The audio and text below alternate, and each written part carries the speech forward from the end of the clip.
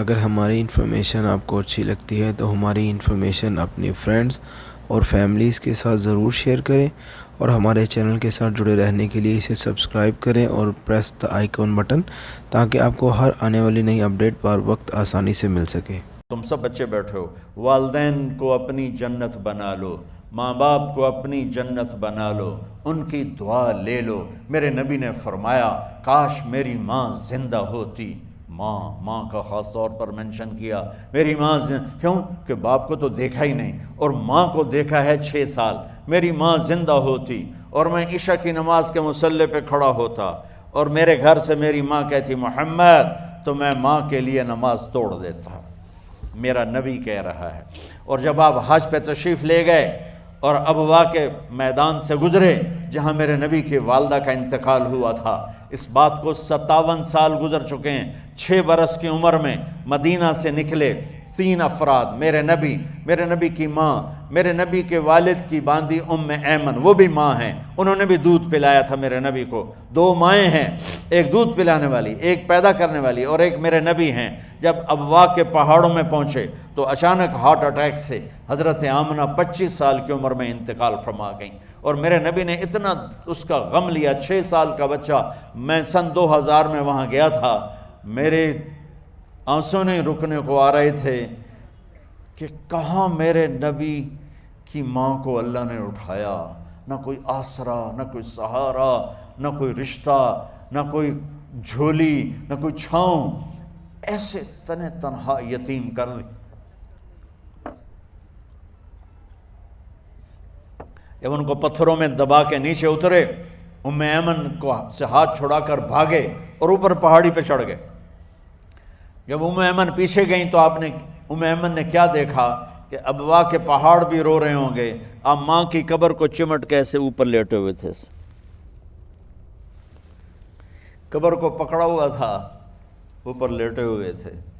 جب ایمن قریب آئیں تو سنا آپ کہہ رہے تھے اماں جی، آپ کو تو پتہ تھا آپ کے سوا میرا کوئی نہ تھا، آپ مجھے چھوڑ کے کہاں چلی گئی، کیوں چلی گئی؟ 6 سال کا بچہ پہلی موت دیکھ رہا ہے تو ان کو سمجھ میں نہیں آ رہا کہ میری ماں کے ساتھ ہوا کیا ہے۔ ایمن نے اٹھانا چاہا، آپ نے اٹھنے سے انکار کر دی۔ اس صدمے کو سینے میں لیے ہوئے 57 سال کے بعد، 7ویں دن بندہ رو نہیں سکتا، رونا ہی چاہے تو رونا نہیں آمدا، 57 سال کے بعد آپ اس وادی سے گزرے، اپنے اونٹنی کو ماں کی قبر کی طرف موڑ دیا، اور ان پلرز کو 3 گنا کرو تو وہ پہاڑ بنتا ہے، چھوٹی پہاڑی تھی۔ اونٹنی کو نیچے بٹھایا، اوپر پہاڑ پر گئے، اور یہ مجھے دیکھو، یوں آپ نے گھٹنے کھڑے کیے ماں کی قبر کے سرانے، اور یہ ہاتھ یہاں رکھے، اور پھر سر دیا اپنے گھٹنوں میں یوں، پھر رونا شروع کیا۔ اتنا روئے، اپریل کا مہینہ تھا، دھوپ سر پہ پڑ رہی تھی، ہم تو ٹھنڈی دھوپ میں بیٹھے ہیں، شدید دھوپ میں بیٹھے تھے، اور اس کنڈیشن میں یہ بچوں کا سٹائل ہوتا ہے، جب لمبا رونا ہو تو وہ یوں بیٹھتے ہیں سر اندر دے کر۔ اتنا روئے کہ آپ کی داڑھی ساری آنسوں سے بھر گئی، سینہ تر ہو گیا، احرام تر ہو گیا، اور کئی گھنٹے بیٹھ کے روتے رہے۔ 2 جہان کے سردار ہو کر تمنا کر رہے ہیں کاش اماں تو زندہ ہوتی، تو مجھے کہتی محمد میں تیرے لیے نماز توڑ دیتا۔ اور میرے نبی نے، یہ بچیاں غور سے سنو، میرے نبی سے پوچھا گیا یا رسول اللہ قیامت کب آئے گی؟ آپ نے فرمایا یہ تو اللہ کو پتہ ہے۔ میں نے کہا یا رسول اللہ کوئی نشانی بتا دیں، تو آپ نے فرمایا جب بچیاں ماؤں کو ذلیل کریں گی تو قیامت آ جائے۔ جب بیٹیاں ماؤں کے ساتھ بدتمیزی کریں گی اور ماؤں کو ذلیل کریں گی تو قیامت آ جائے گی۔ ایک ماں بیٹی کو میں بھول نہیں سکتا، ماں کے موٹے موٹے آنسو گر رہے تھے، اور بیٹی ماں سے کہہ رہی تھی بھوک نہیں، ہماری اپنی پنجابی زبان، بھوک نہیں، اوئے ہوئے ہوئے ہوئے، یہ تو ہم نوکر کو کہتے ہوئے ڈرتے ہیں، وہ ماں سے کہہ رہی تھی بھوک نہیں، یعنی بکواس نہ کر، رو کے چپ، صرف آنسو اس کے گر رہے تھے ایسے۔ شاید وہ یاد کر رہی تھی کہ 9 مہینے کیسے اس کو میں نے پیٹ میں پالا، جنتے ہوئے کتنی تکلیفوں سے گزری، اور اس کو دودھ پلاتے ہوئے کتنی راتیں میں نے کاٹ کاٹ کے گزاریں، اور اس کے پیشاب دھوتے ہوئے کتنی دفعہ میں سردی میں ٹھٹھری، اور آج یہ مجھے کہہ رہی ہے بھوک نہیں۔ اس لیے میرے نبی نے فرمایا جس نے ماں باپ کو دکھ دیا، سنو غور سے بچوں سارے سنو، جس نے ماں باپ کو دکھ دیا اس پہ اللہ کی لعنت، اس پہ فرشتوں کی لعنت، اس پہ زمین آسمان کی لعنت، نہ ان کی نماز قبول ہے، نہ روزہ قبول ہے، نہ صدقہ قبول ہے۔ میرے نبی کی زندگی کا دوسرا روپ حقوق العباد، نماز حقوق اللہ میں آ جاتی ہے، میں حقوق العباد کی تھوڑی سی وضاحت کر رہا ہوں۔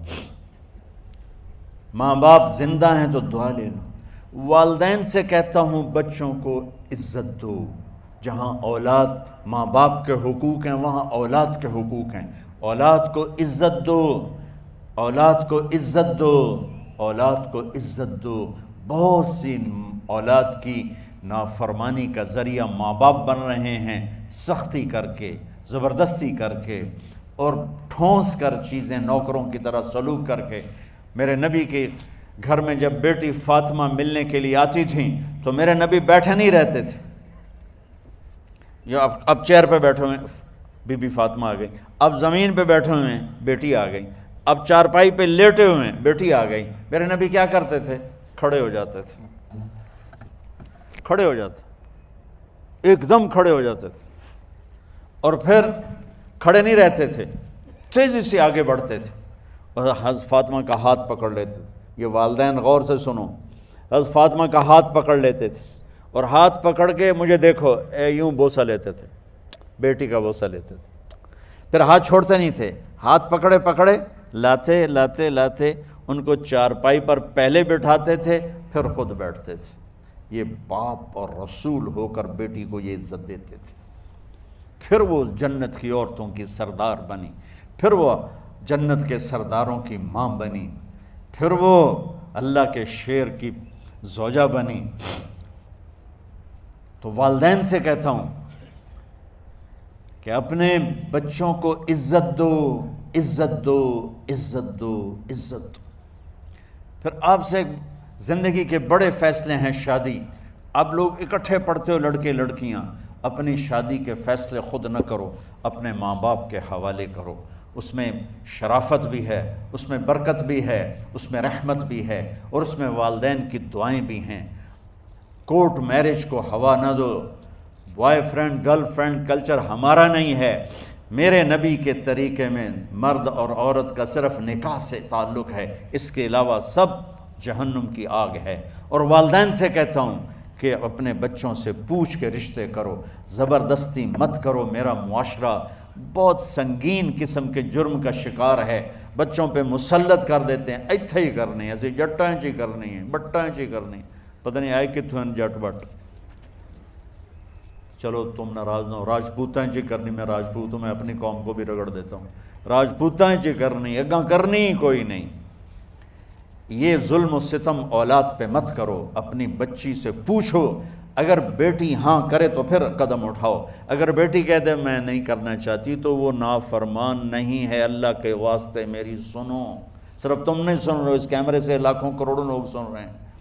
اگر بیٹا یوں کہہ دے کہ ابا میں نے یہاں شادی نہیں کرنی، میرا جی نہیں چاہتا ہے، تو وہ بیٹا نافرمان نہیں ہے، فرما بردار ہے، اس نے شریعت کا حق استعمال کیا ہے۔ اب ایسا ظلم مت کرو کہ نہیں اتھے ہی کرنی ہے، اتھے گھروں نکل جا۔ زندگی تم نے تو نہیں گزارنی، زندگی تو بچے نے گزارنی، میں قربان جاؤں۔ ایک حدیث سنو پہلے، پھر اگلی بات سناتا ہوں۔ ما تزوجت وما زوجت الا بوحی من السماء نزل به جبریل۔ لوگو سنو، میں نے جہاں شادی کی، میں نے جہاں بیٹی کی شادی کی، پہلے آسمان سے جبریل فرشتہ اللہ کا حکم لے کر آیا، پھر میں نے قدم اٹھایا۔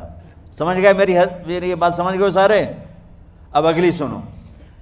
حضرت علی فاطمہ کا رشتہ لینے آ گئے، اور جبریل ان سے پہلے آ گئے کہ یا رسول اللہ فاطمہ علی کے لیے ہے۔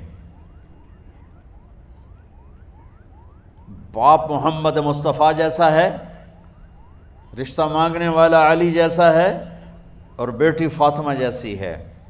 اور آپ پوچھتے ہیں علی کیسے آئے؟ وہ شرم کی وجہ سے کچھ کہہ نہ سکے، چپ۔ آپ کو تو پتہ تھا، آپ نے فرمایا فاطمہ کے رشتے کے لیے آئے ہو؟ کہا جی۔ تو جبریل تنال بیٹھا ہوا ہے کہ یا رسول اللہ اتھے ہی کرنا ہے۔ آپ نے ہاں نہیں کی، آپ نے کہا انشاءاللہ، اور یہ کہہ کر اٹھ گئے۔ انشاءاللہ نبی کا ہاں ہی ہوتا ہے، لیکن جبریل کے آنے کے باوجود اور اللہ کے کہنے کے باوجود میرے نبی کو بھی پتہ ہے کہ یہ رشتہ یہاں کاتب تقدیر نے لکھ دیا ہے، لیکن امت کو سبق سکھانے کے لیے آپ گھر تشریف لے گئے۔ بیٹی فاطمہ؟ کہ جی یا رسول اللہ۔ کہا علی کا رشتہ آیا ہے، میں ہاں کر دوں؟ سبحان اللہ۔ میں اپنے دیہاتی بچیوں پہ مجھے رونا آ گیا کہ جنہیں پتہ ہی نہیں ہوتا سانو کہیں دے نال بندے پہ جانور ہے یا انسان ہے۔ علی جیسا داماد، چلو علی کو چھوڑو، فاطمہ کو چھوڑو، جبریل آیا بیٹھا ہے، جبریل آیا بیٹھا ہے۔ اس کے بعد فاطمہ سے پوچھنے کی کیا بات ہے؟ جبریل آ کر کہہ رہا یا رسول اللہ، اللہ کہہ رہا فاطمہ علی کے لیے ہے اور علی فاطمہ کے لیے ہے، اور پھر آپ کہتے ہیں بیٹی فاطمہ ہاں کر دو؟ ہماری تو آج کی بیٹیاں انکار نہیں کرتی، چپ کر کے گاں ماش طرح بن چھڑ دین کلے نال۔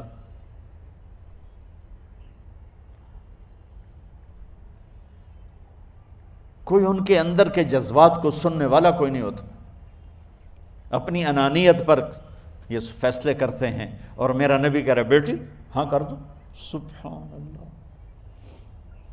آپ کا کیا خیال ہے فاطمہ نے انکار کرنا تھا؟ یہ بیٹیاں نہیں انکار کرتی تو فاطمہ نے کہاں کرنا تھا؟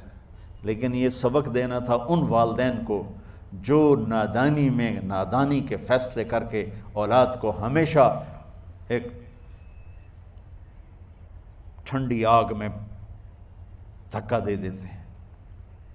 حضرت فاطمہ رضی اللہ تعالیٰ عنہا نے جب ہاں کی، پھر آپ باہر نکلے۔ اچھا مزے کا واقعہ ہو، حضرت علی اٹھ کے باہر نکلے تو صحابہ باہر کھڑے انتظار کر رہے تھے کہ کیا ہوا۔ حضرت علی کو بھیجنے والے تھے عبد الرحمن بن عوف۔ پہلے ابو بکر گئے تو آپ نے انکار کر دیا، عمر گئے رشتہ مانگا، آپ نے انکار کر دیا۔ عبد الرحمن بن عوف نے علی سے کہا آپ جائیں، آپ کا رشتہ رد نہیں ہوگا۔ کہنے لگے میرا تو ذاتی گھر بھی کوئی نہیں، مجھے کہاں سے رشتہ ملے گا، میں تو بالکل غریب ہوں۔ کہا نہیں تم جاؤ۔ تو واپس آتے انہوں نے عبد الرحمن بن عوف پہ چڑھائی کر دی، ویکھیا ہے نا تو میں نو گلے آئی، انکار ہو گیا۔ تو صحابہ نے پوچھا کیا ہوا؟ کہا کچھ کہا ہی نہیں، چپ کر کے اٹھ گئے۔ تو عبد الرحمن بن عوف کہنے لگے کچھ بولے صحیح، کہ بس اتنا کہا انشاءاللہ کا تو مبارک ہو، نبی کا انشاءاللہ ہاں ہوتا ہے۔ کہا اچھا، تو اتنے میں آپ باہر تشریف لے۔ کہا علی، کہا جی، کہا لو بلاؤ، لوگوں کو بلاؤ۔ ساری مسجد بھر گئی، آپ کی ساری مسجد فل ہو گئی۔ آپ ممبر پہ کھڑے ہوئے علی کو سامنے بٹھایا، کہا لوگو یہ جبریل میرے پاس اللہ کا پیغام لائے ہیں کہ میں فاطمہ بنت محمد کا نکاح علی بن ابی طالب کے ساتھ کر دوں۔ پھر آپ نے خطبہ پڑھا اور کہا کہ علی، ہائے ہائے ہائے، میں نے فاطمہ بنت محمد کو 400 درہم مہر کے عوض تیرے نکاح میں دیا، تو نے قبول کیا؟ حضرت علی نے زور سے نعرہ لگایا میں نے قبول کیا، اور سجدے میں چلے گئے، اللہ کا شکر کا سجدہ ادا کیا۔ پھر میرے نبی نے وہیں سارے مجمع کو شہد کا شربت پلایا اور تازہ کھجوریں کھلائیں۔ اور پھر جب رخصتی ہوئی تو آپ نے حضرت علی سے فرمایا کہ آپ آ کے لے جاؤ۔ پھر آپ نے حضرت ام سلمہ، حضرت حفصہ اور جناب حضرت عائشہ رضی اللہ تعالیٰ عنہ، ان تینوں کو بلا کر فرمایا تمہیں پتہ ہے نا مجھے فاطمہ سے کتنا پیار ہے، تو تم فاطمہ کو دلہن بناؤ، اس کی تیاری کرواؤ، اسے دلہن بناؤ۔ تو ان تینوں نے حضرت فاطمہ کو دلہن بنایا۔ پھر آپ نے حضرت علی کو پیغام بھجوایا، وہ تشریف لائے، اپنی اونٹنی لے کر آئے، حضرت عقیل ساتھ ہے، سلمان فارسی ساتھ ہے، اور دروازے پر اونٹنی بٹھائی، آپ علی کو اندر لے گئے اور یوں فاطمہ کا ہاتھ پکڑ کے علی کے ہاتھ میں دے کر فرمایا علی تمہیں نبی کی بیٹی مبارک۔ سبحان۔ پھر آپ نے کہا میری بیٹی فاطمہ، مجھے اپنے خاندان میں جو سب سے زیادہ محبوب تھا میں نے تیرا ہاتھ اس کے ہاتھ میں دے دیا ہے۔ والدین سے کہتا ہوں اپنے نبی کی زندگی پڑھو، میرا درد ہے کہ ہماری ثقافت میں اسلام داخل نہیں ہوا، ہمارے عبادت میں اسلام آ گیا۔ بہت سارا مجمع مرد عورتوں کا نمازی ہے، حاجی ہے، عمرے کرتے ہیں، لیکن ثقافت میں نبوت کی جھلک دکھائی دے، ثقافت میں اللہ کا نبی دکھائی دے، وہ نہیں ہے۔ زندگی بیت گئی اس انتظار میں، مدت سے لگ رہی تھی لب بام ٹک ٹکی، تھک تھک کے گر گئی نگہ انتظار آج، پتہ نہیں کب صبح ہوگی۔ چلو کہتے تو جائیں مجھے ہے اگرچہ بت ہیں جماعت کی آستینوں میں، مجھے ہے حکم اذان لا الہ الا اللہ۔ والدین کے ذمہ ہے اولاد کو عزت دینا، ان کے سب سے بڑی خواہش میں ان کا احترام کرنا کہ زندگی انہوں نے گزارنی ہے، اور آپ کے ذمہ ہے والدین کے آگے سر جھکا دینا۔ اللہ کے واسطے کورٹ میرجز اور خفیہ شادیاں یہ نہ ہماری ثقافت ہے نہ یہ انسانیت ہے۔ ہمیشہ دکھ دردوں میں زندگی گزرتی ہے کہ اصل زندگی تو موت کے بعد آنے والی ہے۔ تو والدین پڑھیں شریعت کو، اولاد بھی پڑھے اپنے نبی کی زندگی کو۔ ایک شخص حضرت عمر کے پاس آیا ایک بیٹے کو لے کر، کہا امیر المومنین یہ میرا بیٹا بڑا نافرمان ہے اور مجھے بہت تنگ کرتا ہے۔ حضرت عمر کے پاس لاٹھی ہوتی تو انہوں نے یوں اٹھائی، وہ کہنے لگا حضور معافی دیا جائے، ایک میری گل سن لو۔ آپ نے فرمایا کیا؟ کہنے لگا ماں پیو دے بڑے حق ہیں، بالکل ٹھیک ہے، پر کوئی ساڈا حق بھی ہے ماں پیو تے؟ آپ نے کہا ہاں۔ آپ نے کہا ہاں۔ کہنے لگے ذرا وہ بتا دیں۔ کہا پہلا حق ہے اچھی ماں تلاش کرے، نیک عورت تلاش کرے۔ دوسرا حق یہ ہے نام اچھا رکھے۔ تیسرا حق یہ ہے اس کو قرآن کی تعلیم دے۔ کہا جی پھر سن لو حضرت جی، میرے پیو کو پوچھو اس حبشی عورت نال شادی کر کے مینوں حبشی ماں دیتی، انہوں کوئی عرب ماں ہی نہیں لتی۔ میرا پہلا حق اس مارے ہے۔ دوسرا سن لو، اس نے میرا نام جولان رکھا ہے، جولان گندگی کے کیڑے کو کہتے کہ اس نے میرا نام جولان رکھا ہے۔ اور تری سن لو، اس آج تے مینوں قرآن دی شکل نہیں وکھائی۔ حضرت عمر ہوئی سوٹا وہ دے سر تے پھیر دے کہ پہلے تیری مالش کراں پھر ایدی کر سکتا۔ تو آج کے والدین بھی اپنی اولاد کے بارے میں بہت بہت بہت غافل ہیں، اور اولاد کا بھی حال یہی ہے، چونکہ ماں کیا ہے، باپ کیا ہے، اولاد کیا ہے، یہ شریعت، یہ قرآن بتاتا ہے، یہ میرے نبی کی زندگی بتاتی ہے۔